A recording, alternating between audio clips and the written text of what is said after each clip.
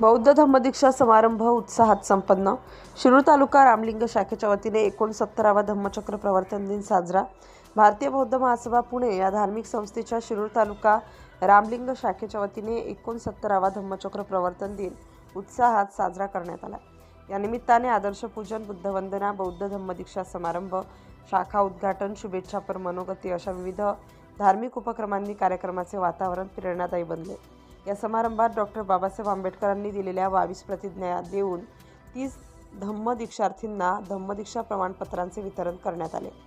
समारंभाचे प्रमुख अतिथी व संस्थेचे विश्वस्त अध्यक्ष के.बी. मोटघरे यांनी रामलिंग शाखेच्या उद्घाटनाची घोषणा करताना आपल्या भाषणात सांगितले की आपली प्रगती साधायची असेल तर धम्माची तत्त्वे आत्मसात करून आचरणात आणणे अत्यंत आवश्यक आहे। संस्कार विभाग प्रमुख प्रकाश नाईक यांनी त्रिशरण व पंचशील यांचे महत्त्व विशद केले।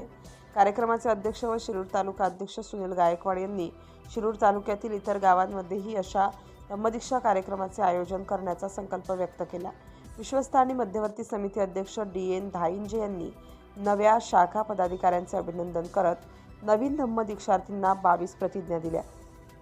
प्रमुख उपस्थितांमध्ये विश्वस्त रोहिणी वनशिव, महिला विभाग अध्यक्षा शारदा ओहाड, जनरल सेक्रेटरी सायली शिंदे, सचिव संदीप सोनवणे, योगा विभाग प्रमुख नामदेव इंगळे यांनी आपले मार्गदर्शनपर विचार मांडले। तसेच खजिनदार राजेश माने, उत्तम वनशिव, दीपक गायकवाड, मिलिंद सोनकांबळे आदी मान्यवर उपस्थित होते।